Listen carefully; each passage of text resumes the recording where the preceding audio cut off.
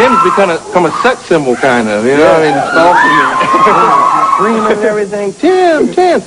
Let me start asking you. First, I was surprised. That got laughs. Is this a comedy also? No, it's a serious drama, of course, about dog cutting. Well, it turned out funnier, sort of, than the script was. So, yeah, it's a comedy.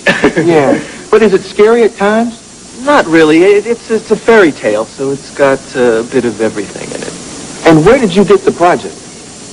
It started, it's just an idea I had a long time ago, and it's just been floating around for a long time. So just started working on it about a couple of years ago. You co-wrote this?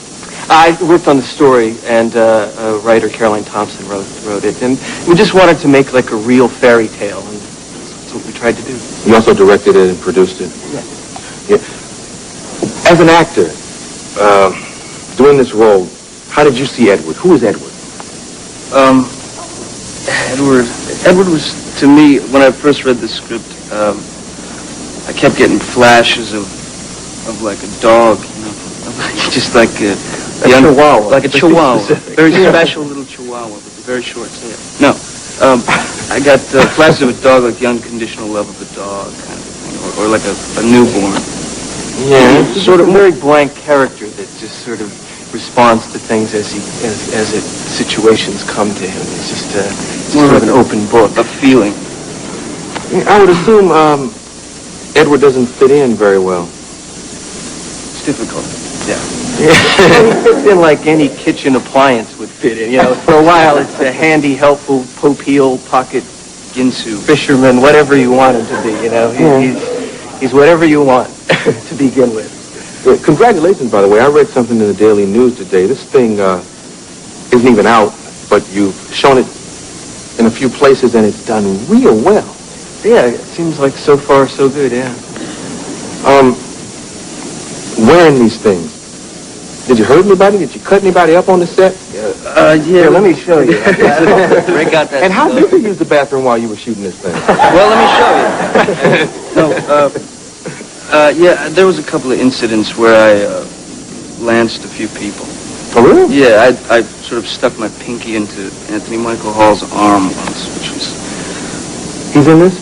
Yeah. What does he play? Jim. Oh, Jim, of course. That answers that. Just Jim. Yeah. Well, what is Jim? Jim is a jock or something, right? He plays Winona Ryder's boyfriend in the movie. Yeah. As a person, Johnny Depp, does Edward relate? I mean, do you relate to Edward's character in any way? Yeah, I think it's a pretty universal thing. It's the feeling of not being able to fit in, or the feeling of wanting to touch something but not being able to, because you'll hurt it. Everything will crumble if you touch it. Kind of early teens kind of a feeling. Yeah, we're going to take a quick commercial, but let me ask you a music question real quick. I know you're a musician and everything. Are you planning on getting back into that, doing any more? Nah, I don't think it's such a good idea at this point. I was just sort of... Well, now why? Well, because then at that point it becomes ridiculous. I'd become like it's like merchandising ice cream pops at that point, so I don't... But do you love music? Yeah, very much, yeah. How can you get away from it then? Well, I just do it at home. Oh, okay, so you can still just do concerts in your basement and everything. Exactly, my bathroom. Yeah. My bathroom. That's cool. We'll be right back and talk more with Tim Burton and Johnny Depp.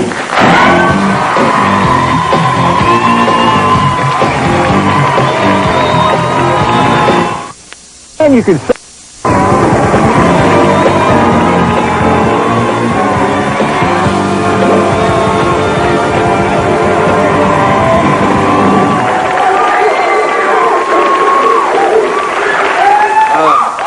You all did this, or at least some of it, down in Florida? Yes. What was that like, directing down there? Lots of bugs, lots of heat.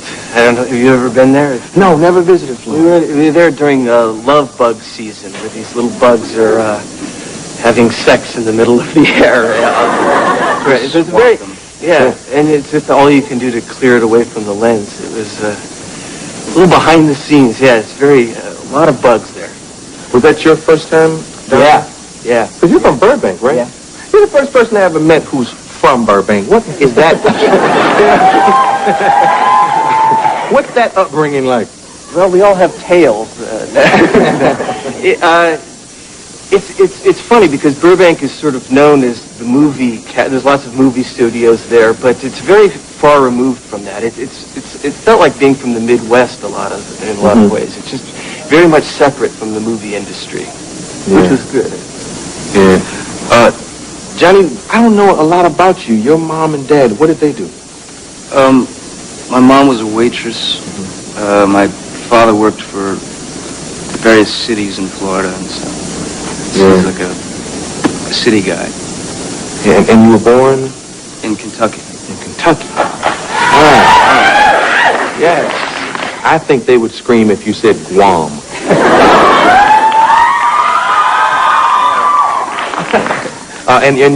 I'm a PK, a preacher's kid. I hear your uncle was a preacher. Yes. Well, he still is, maybe. I'm not sure. I have a bad habit of saying that because my father is deceased, but he was, you know, and your uncle still is. What was he like? Very, very nice guy, very funny guy. It was just some of my earliest memories are seeing him up at the podium and screaming for people to come up and be saved, and then seeing this little kid seeing adults run up and drop to their knees. Kind of was very sort of a strange image. Oh, yeah, so he was one of those show business preachers, one of those. He was pretty into it, yeah. Do you think that's where you got your first taste of theatrics and show business? No. When did you decide this is what you wanted to do? I think it was I heard a Kiss record or something like that, and just thought that was it. I need to play the guitar, and I need to, you know. So 21 Jump Street and things of that nature, that wasn't what you were dreaming of. You were dreaming of being next to Gene Simmons. Well, I wasn't exactly dreaming of being next to Gene Simmons. Yeah, with that long tongue, too. It's dangerous, you know. Wet. Yeah, I mean, most of my life I wanted to just play in bands and play the guitar. Yeah, I read in Interview magazine, you said, and it was the funniest thing, but it's the strangest thing I've ever read. It said that John Davidson scared you. What does that mean? I knew this was coming up.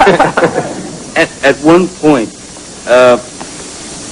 John Davidson scared me, but thanks to Tim, I've come to terms with it. He's freed me. Something good happened from Edward Scissorhands. He recovered from that fear. Yeah, I met him and worked with him, and he was a really nice guy. You know, he was a nice man, and so I'm over my fear of John Davidson. Is he in the movie? Mm-hmm. Yeah. Oh, okay. Yeah. Are you also tight with Wayne Newton? Wayne and I go way back.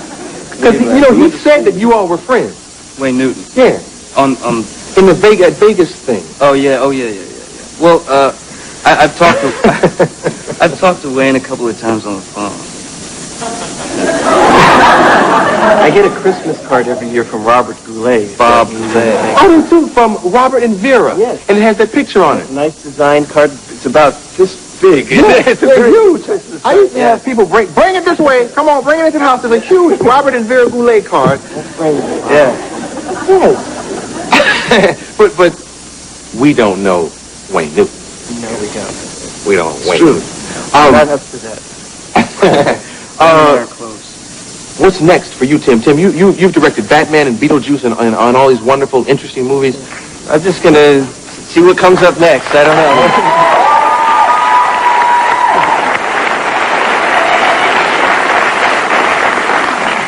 Can I ask you about Frankenweenie?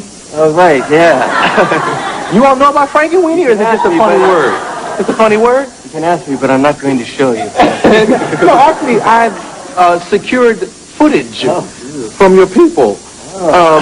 But where did that come from? Well, that's something I did at Disney. I used to be an animator at Disney, and they let me do a short film, which is sort of a retelling of the Frankenstein story, but about a dog. So I don't know how or why they ever let me do it, but they did. And although it's never really been shown, so except tonight. Yeah, I just thought I found a scene that was very cute, and I just got to show it. Sandy, kick this Frankenweenie clip.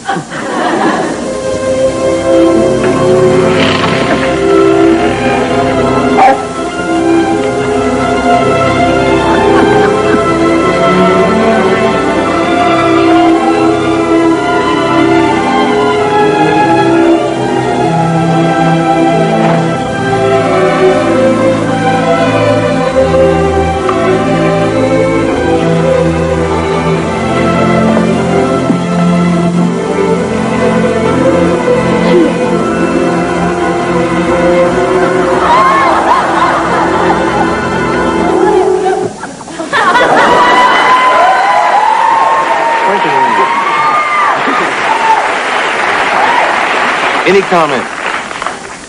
That's about enough to show. Yeah. This is the director and the star of Edward Scissorhands, Tim Burton, and Johnny Depp. We'll be back with a BB.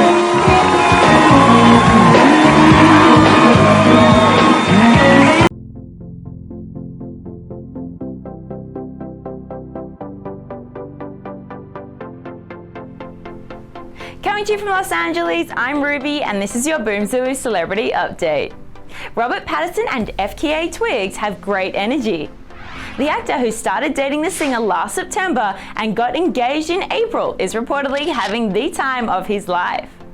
The former Twilight star and the singer, who are currently living in his Beverly Hills home, work out together daily and enjoy walks around Venice Beach together. Johnny Depp's dogs have been threatened to be killed by Australian authorities. He has just 50 hours to remove his 2 Yorkshire Terrier dogs from the country, or they will be destroyed, as the actor failed to adhere to strict quarantine laws and instead snuck the pooches in on a private jet. An artist has claimed Courtney Love owes him thousands of dollars for designing merchandise for her tour. The artist, a longtime fan of the singer, has said he was promised a percentage of the money made from the sale of his t-shirts at her concerts. The New York-based artist explained that he has yet to receive any money from the merchandise sales, despite his designs being sold on 4 of Courtney's tours, including one with Lana Del Rey. To see your photos and videos featured on Boom Zulu, upload them via boomzulu.com or via the Boom Zulu app. I'm Ruby, and for the most up-to-date celebrity news, check out boomzulu.com.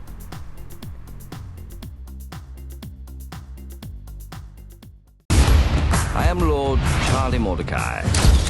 Nei panni del ricco e fascinoso mercante d'arte Charlie Mordecai, Johnny Depp deve vedersela con terroristi internazionali e spie russe e britanniche inferocite. Sul red carpet del Festival del Film di Berlino, dove i baffi di scena sono scomparsi, l'attore americano è stato letteralmente sommerso dalle grida dei fan in delirio. Very excited to be in Berlin. Sono molto felice di essere a Berlino e ovviamente per tutta la gente che è venuta a darci sostegno. È un film che attendevamo entrambi da molto tempo, non solo per farlo, ma anche per girarlo e finirlo, che è una cosa incredibile. Il regista statunitense Cope, che ha già diretto Depp in Secret Window, si è detto decisamente soddisfatto del risultato. Mi sono semplicemente sentito come il regista più fortunato al mondo, intendo dire, ho avuto il meglio per ognuno dei ruoli nel film, che non accade quasi mai. Mi sono sentito come se guidassi un'auto costosissima e che il mio lavoro fosse di non finire fuori strada. Il film, che vede protagonisti anche Ewan McGregor e Gwyneth Paltrow, arriverà in Italia a febbraio. Well done, Jock.